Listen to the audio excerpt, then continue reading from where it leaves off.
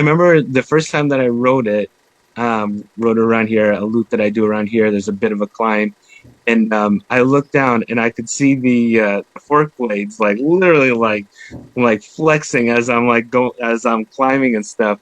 I was like, wow. I was like that. I mean, that's some serious flex, and I was kind of worried.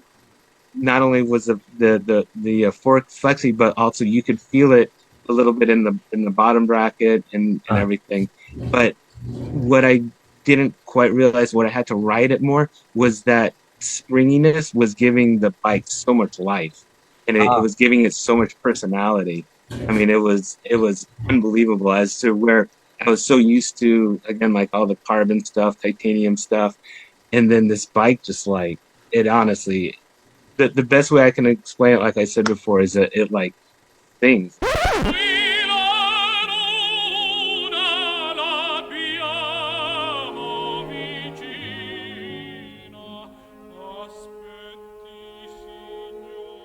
hey, that was a clip of my friend Chris Lombardo. He was uh, with me on the Tech Tuesday with Tito Omar last Tuesday. It's a lot of T's. And I got to interview him about his fits, but also just learned a lot more about just his background. Uh, Chris, I learned about him through Instagram. Just had a lot of cool bikes, types of bikes that I would own myself if I could. And more recently, he did post that he got a brand new Fitz custom, and I was just like, I just want to know from his point of view, what's the difference? Why get a custom frame? I mean, I kind of love any old steel frame. I can make any bike fun for me as long as I can get the bars and the saddle in the right spot. And but I really want to know from his perspective because I knew he appreciated a lot of the same bikes I do. Like, what did the Fitz do that the others couldn't? And I found out. At least I found out through his experience. But I also found out he had a deep history in cycling. He'd been racing, or he was racing his bike when he was 14 years old, all the way through to about 19. Got in a really bad crash when he was 19. A dog took his front wheel out in a group training ride one winter and took him out for a few months. He was in the hospital for a while. But that pretty much ended his cycling pursuits, and he got into real estate. Doesn't this sound like a cool movie? Um, anyway, around 2004, he finds himself in California. He moves to California, strikes up a relationship with a curmudgeonly Euro Pro bike mechanic named Marcel. Great movie. This is a great movie, Chris. And gets a little bit of experience working in a shop. But it's not until the Great Recession of 2008 that Chris is sort of forced to find a different line of work because real estate's not doing so well. So he flies himself to Colorado Springs, Colorado, the Olympic Training Center, where he can get certified as a USA cycling coach. I had no idea. So from 2008 to about 2010, Chris ran a business called Seal Cycling, which is, I think, his family name, and helping people develop indoor training programs so that they can become fast triathletes or just fast cyclists. And that didn't last too long because, the economy. And by 2010, he goes to UBI, gets a good foundation for bike mechanics under him, and then starts his own bicycle repair shop called the Bicycle Mechanic. And so from about 2011 on, he runs this shop helping, all kinds of bike riders, but including special needs riders, challenge athletes, and also runs a retool fitting service. So he's got bike fitting experience. So I think around 2014 he decided that he didn't need to pay the overhead for rent anymore, so he went mobile, which meant that he had to pick up a lot of triathlete bikes because they're often getting turned away from the bigger bike shops for one reason or another. But they're a challenge. If you've ever worked in a shop, you know the challenge of working on triathlon bikes. They're not easy. Between the different kinds of food products that are stuck to the frames and the cables, to the internal cable routing and all the variety of headset spacers that you have to deal with, you basically you need a droid to put them back together sometimes. But in the end, he kind of burnt out on cycling around 2017, and in the interview you'll kind of see what kind of brings it all back to life for him, and that's sort of hinted at on his Instagram when you see all these steel frames with drop bars and chubby tires. So it's sort of a story of like how sort of a veteran bike person gets burnt out but then finds new life in cycling through steel and more recently custom steel. He even really kind of lit a fire under me for my interest in John Fitzgerald's bikes is at an all-time high. I really wish I could save some money now and get an all-road or all-rounder frame from John. But yeah, enjoy the interview. I really had a fun time talking to Chris and wish him well on his new pursuits to open up a service shop in Redlands, California, as well as his wish to offer bicycle tours in the area to help people just develop that sense of joy, wonder, and adventure, kind of getting out onto the roads and the non-roads, the places that you don't think you'd ever go. But anyway, enjoy the video, and thanks for watching. Can you hear me? Yeah, I can hear you. Can you hear me? Oh yeah, right. You're back on now. Hey, All right. sorry about that. No problem. Had to move in. It's been raining a little bit today, and now I think it's gonna go for the rest of the day. Nice. Well, I'm glad we got inside. Oh yeah. I was sad because I wanted to go for a ride today, but I guess I guess I can still go. A little rain never killed anything. You got fenders on that bike behind you. This is true. This is why I have them. I mean, it's Southern California. You don't get the chance to use fenders too often. I might have about a 4-inch stream to cross. That's about it. It's mainly more for looks, I guess. Every once in a while, it's okay, especially early mornings. But anyways, yeah, no. I was saying with the you're asking if that transition about the transition going into mechanic work. Yeah, I was still working on all the tri bikes. I've been starting to put up. I've got pictures, loads of pictures of some of the old bikes that I was working on. So I started kind of like posting those just for fun, just to put them somewhere, get them out somewhere. Right. And so, there was a lot of stuff, I was working with, the stuff I was working with the shop, I would get Colnagos, but a lot of Colnagos I was getting from Marcel, because he was the guy in the area who got all the Colnagos. But I was also doing work with independent fabrication. If somebody wanted a custom bike, I was also doing work with a little bit with Calfee, which was pretty cool because a lot of folks would come to me with carbon frames that were busted up, and they did some really good repair work. Calfee, pretty amazing stuff. And then I, had the other stuff in the shop from BMC and DeRosa were the two my two shop bikes.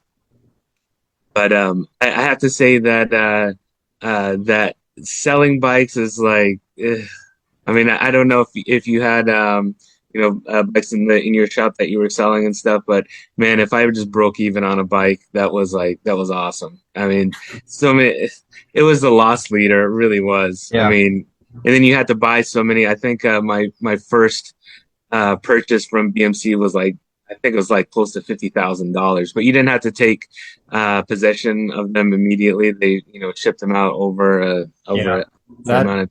that helps. Yeah, but it was, oh man, selling the bikes was ugh. Well, And in every shop I've been in, I've had a hard time figuring out where the bike sales supported the shop.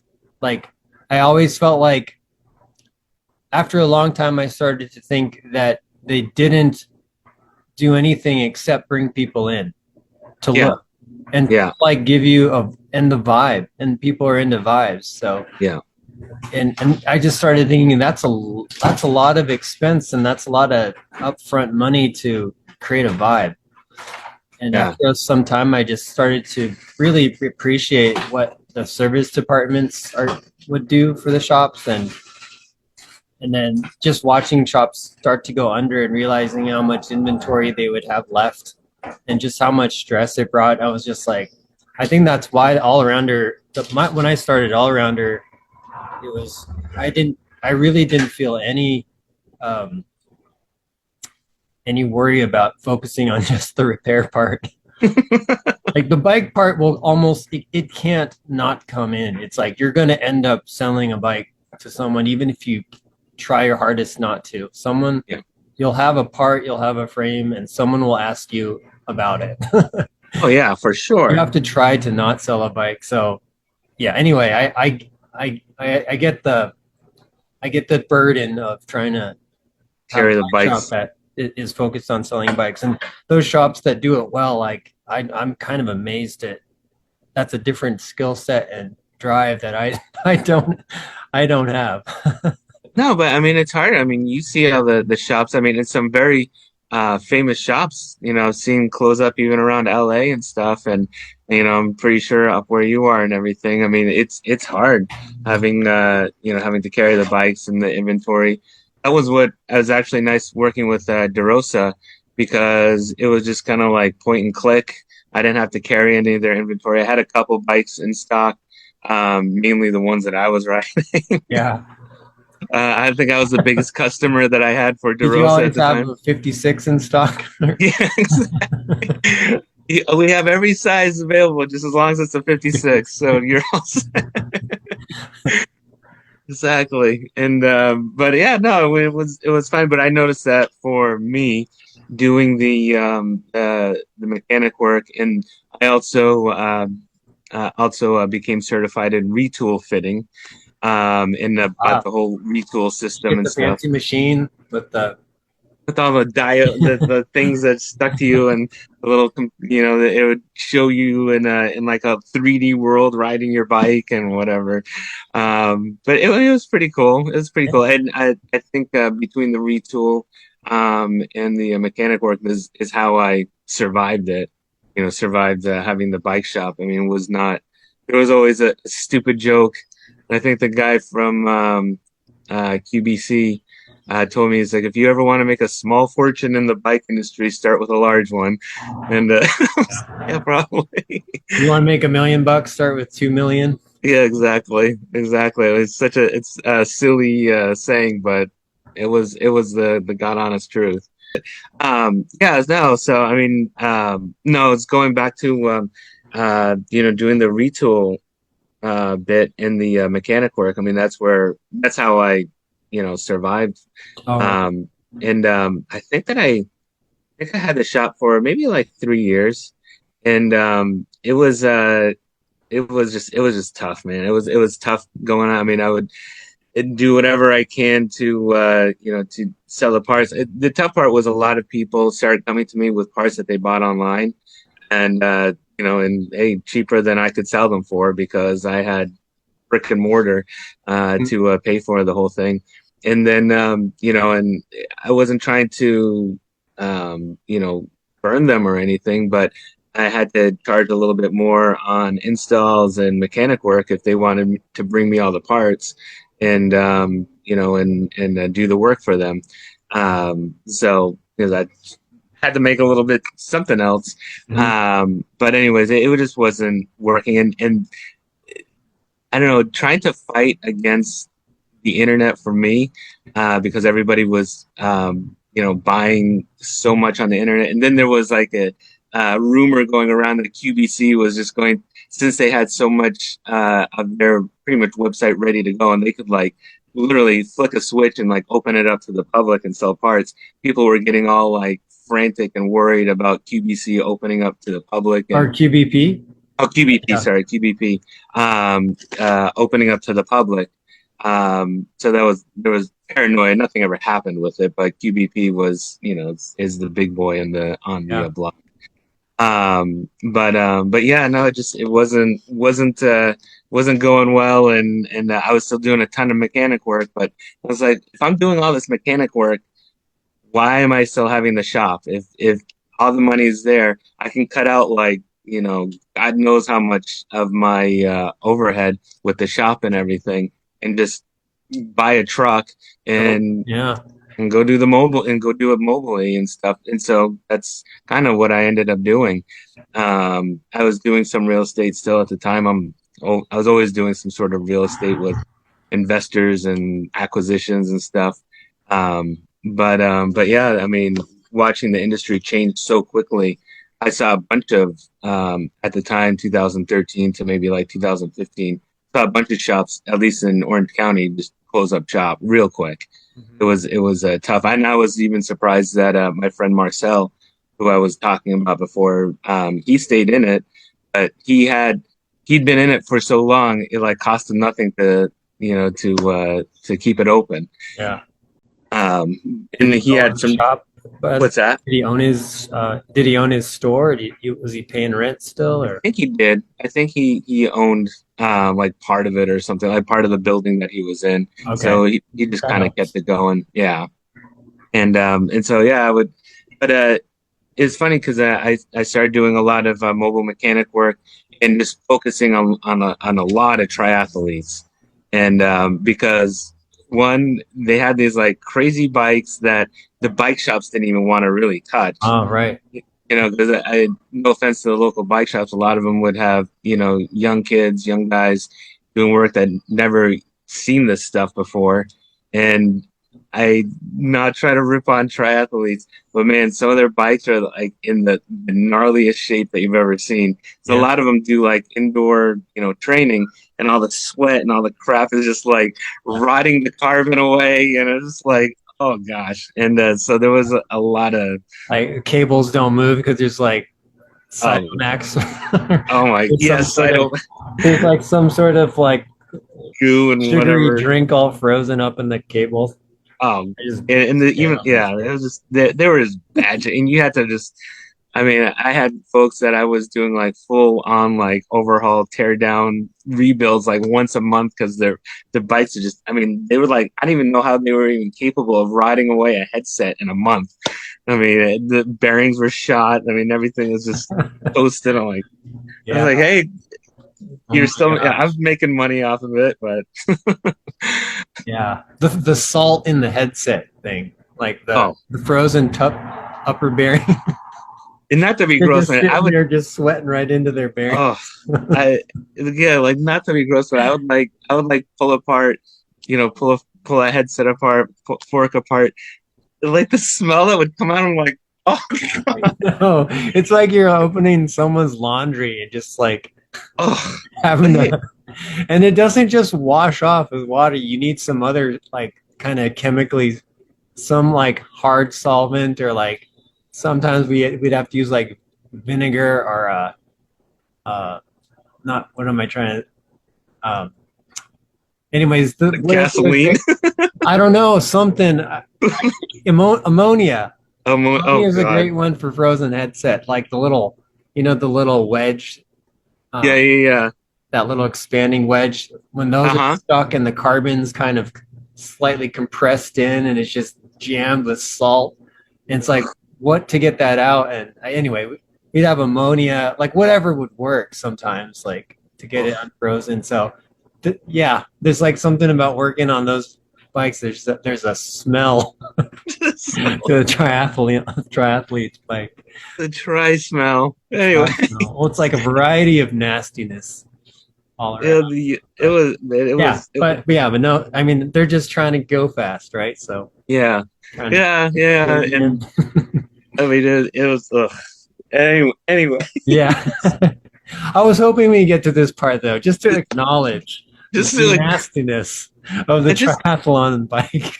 please, if anybody's a triathlete out there, like acknowledge your mechanic and give him a beer or something, because like the nastiness that goes on that bike is something you don't want to deal with. Yeah, yeah, Um, but but I mean the triathletes, they had these like super technical bikes, and I mean especially folks that spend hundreds and hundreds of dollars for fittings and stuff, and they don't want like some kid just like pulling out a seat yeah. post and Mm. there goes your Yeah, you're that millimeter you were looking for. yeah, You're exactly. that you were slaving over those 2 millimeters, and now it's who knows where it is. I mean, the padding in your shorts would obviously like knock you off that half a millimeter difference on your seat post, but whatever. And it's craziness. Yeah. But yeah, so they got a lot of people to trust me. And later on, actually, there's a velodrome here in Carson City. It's actually at what is it?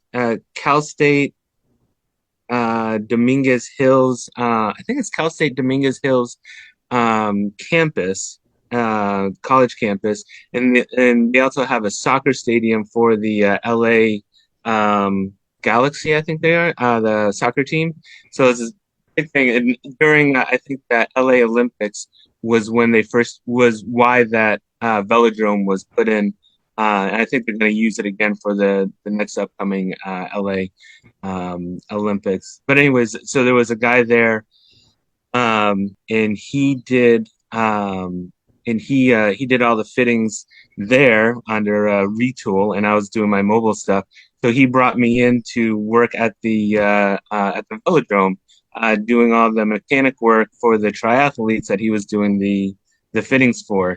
Um, and man, I mean, the bikes that were coming in were nuts. I mean, we were getting a ton of canyons and stuff, and everything was all the internal routing, and not only internal routing, but now routing through the bars into Um, the headset, like inside. But I mean, just like crazy stuff that I was just like, this is I need hands of a 2 year old to get like my fingers in here. And then I mean all the spacers that these bikes would come with, to set it up at different heights for your for the bars or the seat posts and stuff. It was so technical. I mean, I didn't even know how most mechanics would do this stuff. I mean, it's crazy, but there came to a point where I was like, forget it. Like this is too much. Like, I yeah, mean, these things are like it's like working on a car now or a motorcycle rather. I totally just lost it on it, and I think that was like around like probably like 2000 like 18 or 19, something like that. And I just stepped away from it totally and yeah. stepped away from all the mechanics and stuff. And I was actually, even with my own bikes, I was getting so sick of the electronic stuff and hydraulics and all the computer and this and that. And like, if you wanted to change anything on your derailleur, you had to like hook it up to your computer and run diagnostics on it. Yeah, And, yeah, I mean, you don't necessarily need to do all that, but having running diagnostics and updating firmware and stuff, and like this is stupid. I not trying to be a retro grouch, but I just I couldn't stand it anymore. yeah. Like, and and I actually kind of like walked away from cycling altogether.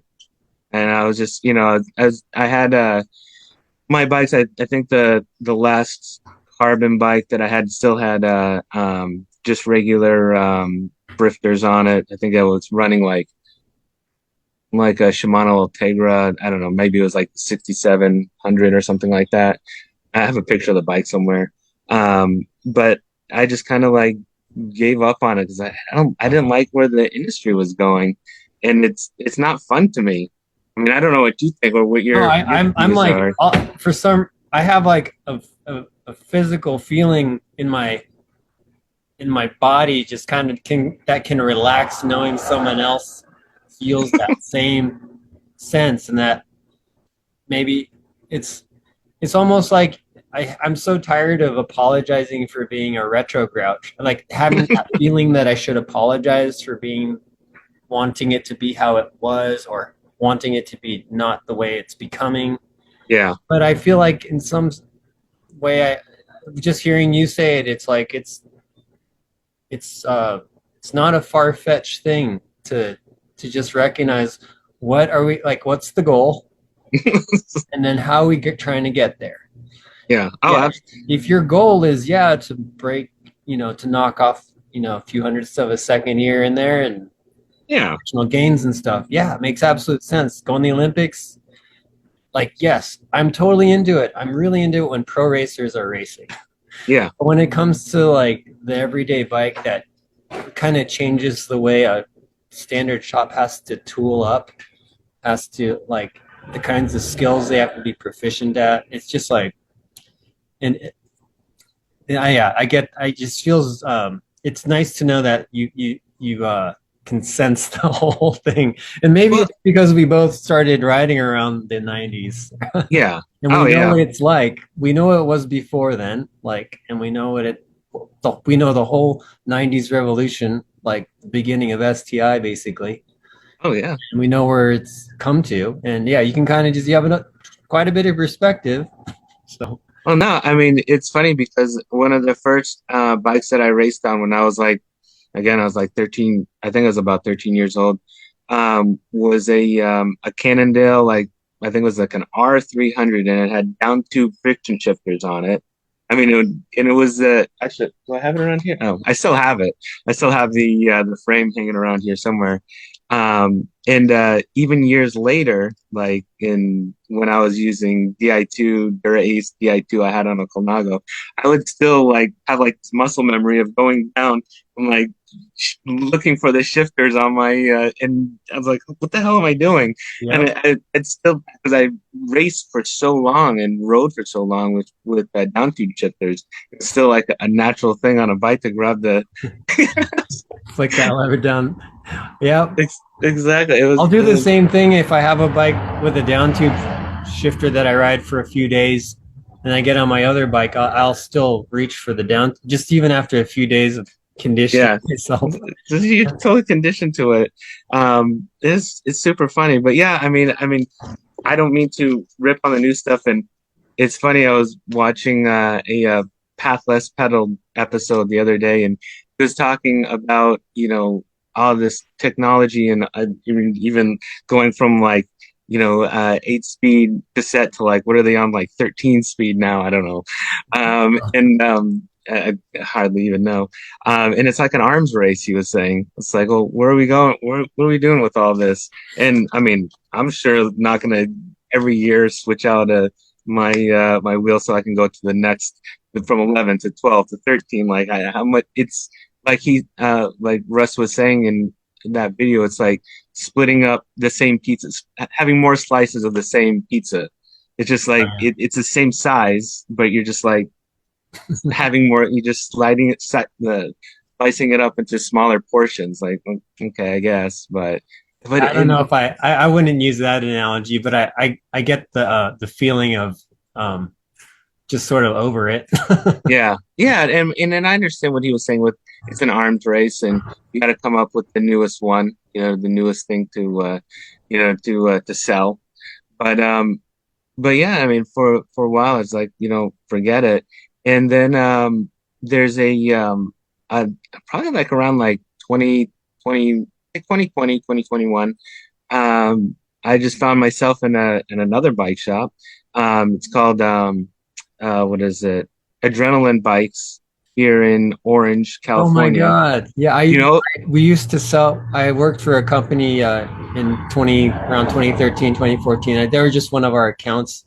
I remember yeah. traveling to there and checking in with Adrenaline for, Oh yeah, yeah. really? Yeah, actually with my dad. He's we'd have to tour around and just make sure all the shops were like up to speed with what our bike was doing. And That's Yeah. cool. But yeah, I forget the name of the builder there. He was really Um, energetic guy. But anyway, yeah, so like, and I just saw these steel frames. He was a big, he still is, still builds, a lot of his stuff, probably like 80% of the stuff in the shop is steel. Maybe like 20% is titanium and a very small percent is carbon.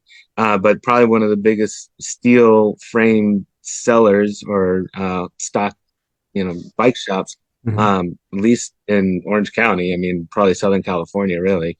And I just fell in love. I was like, man, there was a time back when I bought a Pegoretti. Pegoretti, I'm gonna kill the name when I say it. Luigino. Luigino. I can't Okay. pronounce it. It's Yeah. Luigino or something. And it was a steel frame. It was uh gosh, I mean it was really kind of like they're like throwback to like the older racing frames from like Merckx and Bernardino and stuff like that. But it was like one of my favorite bikes, and I would very rarely ride it because the groups that I would ride with are like, "The hell is this?" And I had a like a Brooks Swallow saddle on it, and down tube shifters and stuff, but it was still kind of like it was a beautiful bike to look at, but still kind of crappy to ride. In the way of like, I don't think that I built it well at the time. I should have spent more time really refining the parts on it and stuff like that. And so I was looking around and I was like, and he had a Colnago Master on the wall, and I was like, maybe I'll take another look at writing something a little bit more basic. So I bought the Colnago Master. It's actually, I think it's up on my Instagram, and I Okay. just built it Yeah. up with Ultegra brifters and the whole thing. Man, just the ride of it, just like the geometry, just the feel of it. I think it did have straight fork blades. So that part could have probably been a little bit given it a little bit more harsher ride, but it was just absolutely beautiful. And so I started like going from there. I was like, I want to see like some other more like basic stuff. I ended up buying like a Soma Wolverine. Built that up for a gravel bike. And bought a couple other Somas, a Escudero, a couple other things. And then I saw like Velo Orange had some like really affordable, nice, beautiful frames. Ended up buying like a polyvalent, building up a polyvalent, and I can't even tell you the amount of compliments I received on that polyvalent. It Mhm. was this beautiful like The green green, one, yeah. yeah, Yeah. yeah, and It is beautiful. oh yeah, I, Yeah. I I actually just sold it, kind of which I didn't, but uh, just sold it like not too long ago, and yeah, I started realizing, man, the feel of these frames and every single one of these steel frames had just a completely different personality. I mean, crazy different personality. I've ridden my share of carbon fiber frames, and not to say that they don't, but I don't think to the point that these steel frames, a lot of steel frames have. I mean, you can absolutely tell a difference, and I really don't even think that you need to be very well versed in Yeah. You don't need to be a frames. connoisseur of, I don't you think just, so. yeah. And, and What do you think accounts for that? The I think that what makes steel have such personality and variety that carbon doesn't?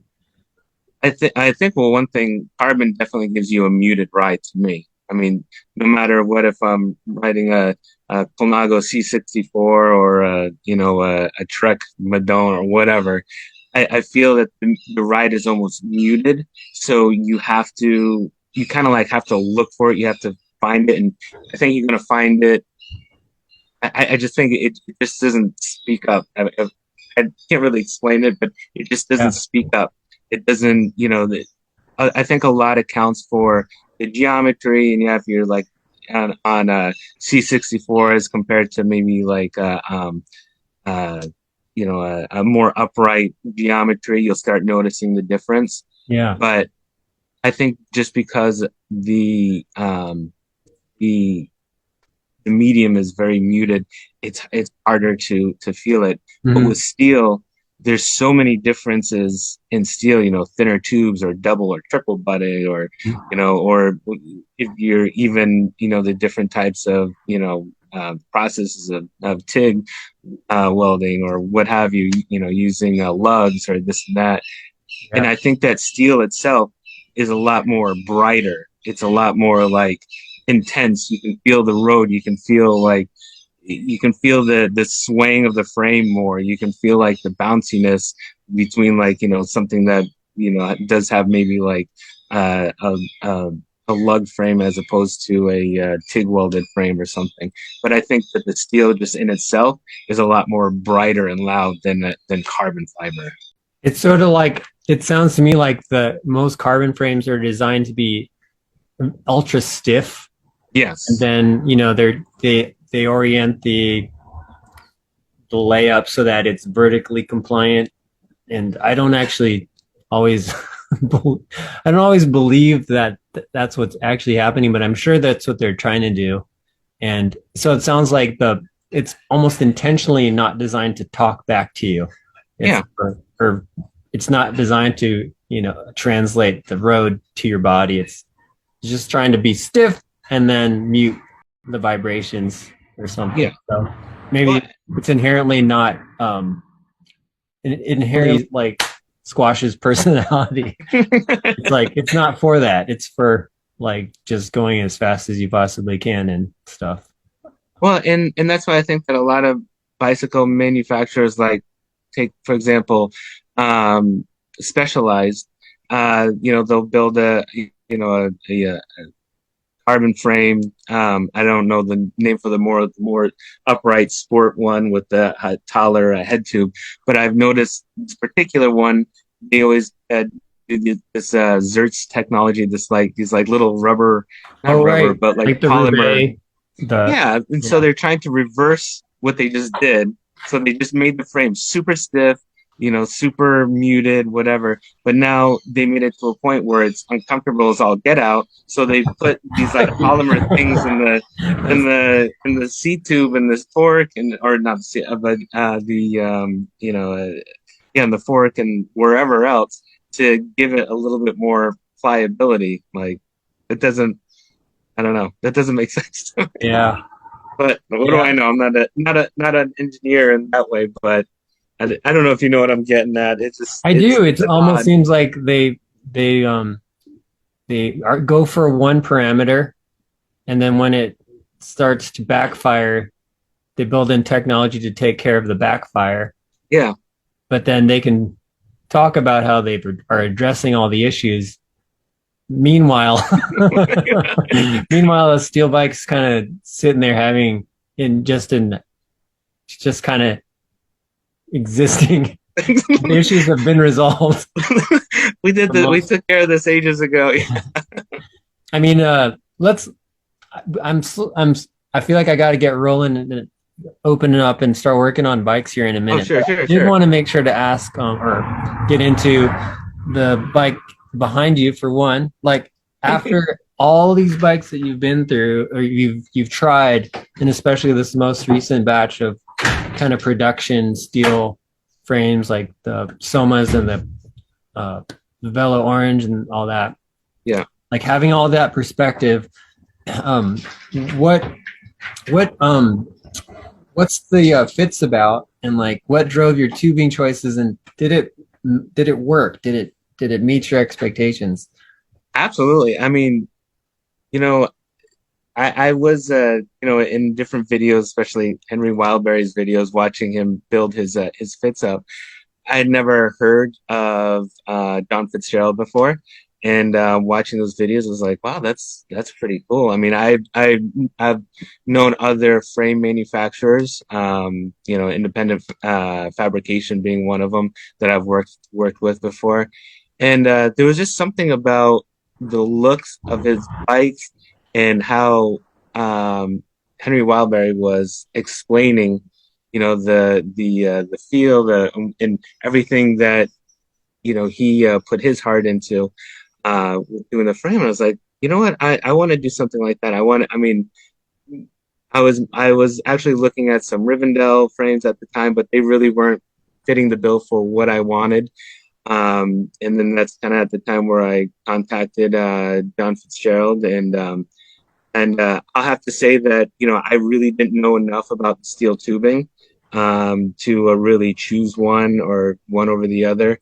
And in speaking to him, I was like, I'm going to kind of have to leave that up to you because I really don't know. I know enough to probably get myself in trouble, Mhm. but I want something, and I explained the parameters that it was really something. The bike was supposed to be kind of like the all round bike, a rando bike, not necessarily gravel bike, but like credit card touring bike. Something that I could take if I wanted to do some,